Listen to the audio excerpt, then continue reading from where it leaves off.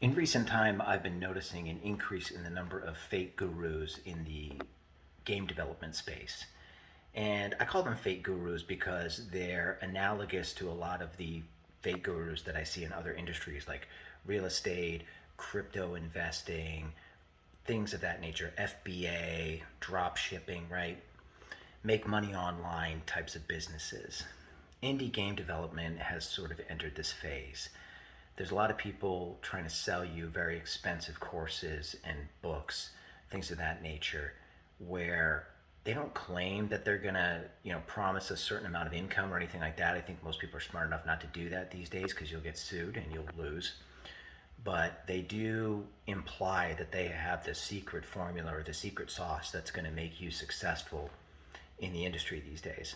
But the first thing you got to always ask yourself is, if these people know so much and they have a course worth hundreds or thousands of dollars, why don't they just make games themselves that make millions of dollars? Why waste your time putting in all this energy on YouTube to promote expensive courses when you have the secret sauce and you could just make a game that makes $100 million or $50 million or $10 million, right? Why waste your time?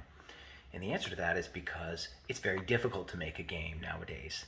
You might have noticed that the Steam platform, all the online portals, the PC games, console games, whatever you're looking at, they're extremely saturated. Those online stores have millions of games for sale. Sometimes hundreds per day are produced. It's ultra competitive.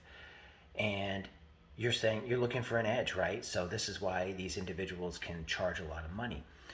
You see that they made a lot of money, usually in the past, but sometimes in the future, or that current and future success is based on the success they had in the past. And you're asking yourself, how can I do that too? The answer is you probably can't, at least not the way they did. And this is because, generally speaking, they entered the market in the past. They were either first to market or early to market. The games they made, the techniques they used, they were nothing particularly special. They were competent and they made good quality games. They didn't make the best. They didn't have the genius 200 IQ level strategy or anything like that. They were just early to market. They were on the PC when nobody else was. They were in the casual portals when nobody else was. They were on Steam when it first opened up to indie game developers. All right, they were early to market. Maybe they were first to do Kickstarters, right? Back when those were brand new, right? They had some fancy graphics and that's it. What's important to note is that we don't live in that time anymore. Indie games are very much saturated right now. It's so competitive. But if you're like these people and you built up a fan base in the past, you had success because you weren't competing with many people. Once you got that success, that mismatch in supply and demand, there were tons and tons of people looking for games and content, and there was very little content available. So all you had to do was produce a competent product, and then suddenly you became successful. It wasn't that hard, right? You didn't need to have the best product in the world, just a good one.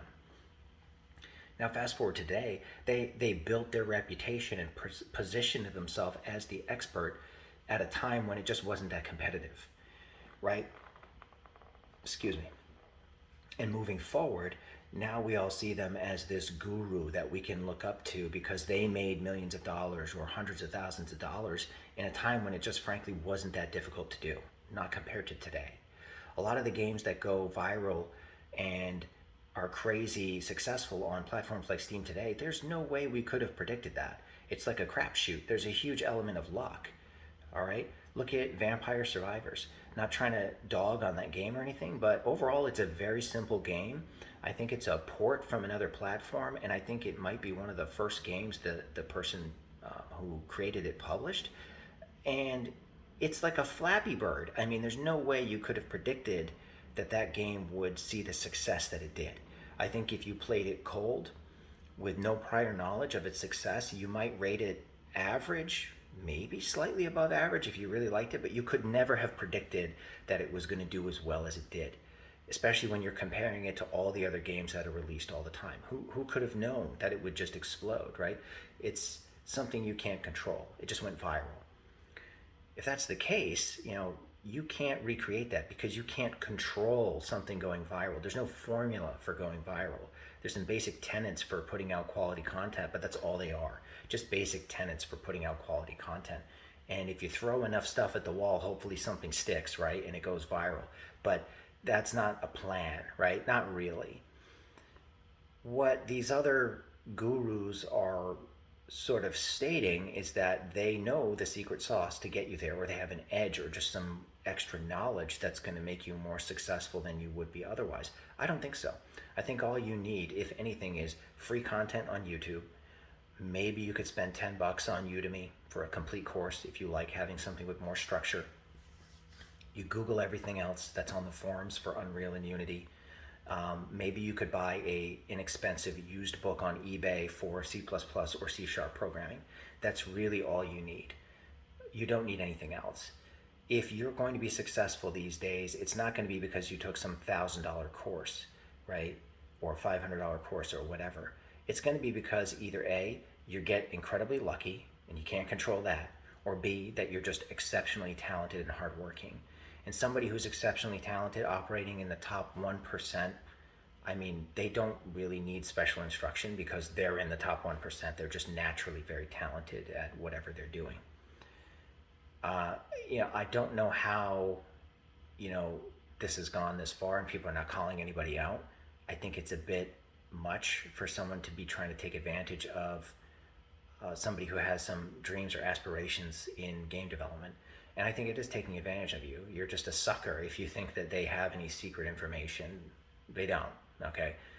They really don't know anything. And a lot of the people that are successful in the industry, they all started back in the 90s or the early 2000s when there was no competition. They're not super geniuses that you can't approach or create content that comes near what they can produce. You can do it too if you just, if you're persistent and you stick with it. What made them successful was good timing. First to market, early to market. They were there when no one else was there, when the barrier to entry was much higher. It was a little more difficult to get in there. You had to create a lot of your own tools. That's true. But you could have done that too if you were there. You just weren't there.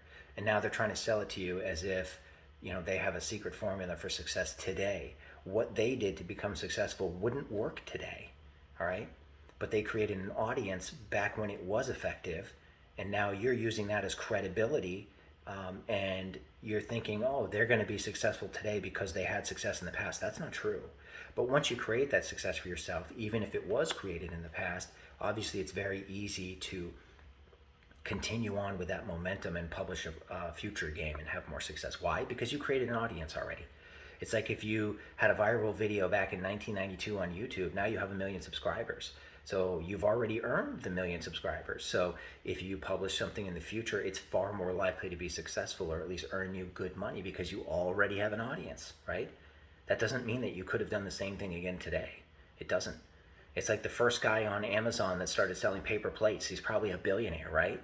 But now if you try to sell something on Amazon, you're going to be on page 50 and no one's ever going to see your product, so it's not going to matter. That person who sold the paper plates, who just got there first, they're like, they can give you all the advice and you can follow every step that they did, and it's not going to make a damn difference in the world. And the reason is because they already have 10 million 5-star reviews. When you search paper plates, they come up first as the first listing. That's really why they're successful. Not because of the techniques that they employed. It was being first, all right? You'll find that this carries over to a good deal of businesses and industries, if not even all of them. I've tried to start a gazillion different online businesses to earn money in my days, and I will tell you that that is ultimately what I came to the conclusion of in all of them, is that no matter what I do, it's so competitive and so saturated right now that either I'm just going to get lucky or I have some kind of edge. Maybe I know somebody who can get me a contract or get my foot in the door, or or that's it. Or you're just going to waste your time and money. It's not that easy. Anyway, I hope to see you again soon. Don't fall for this nonsense and spend a bunch of money. You don't need it, okay? And subscribe to my channel, and I'll give you free advice. It's not going to cost you a thing. Sounds good? See you again soon.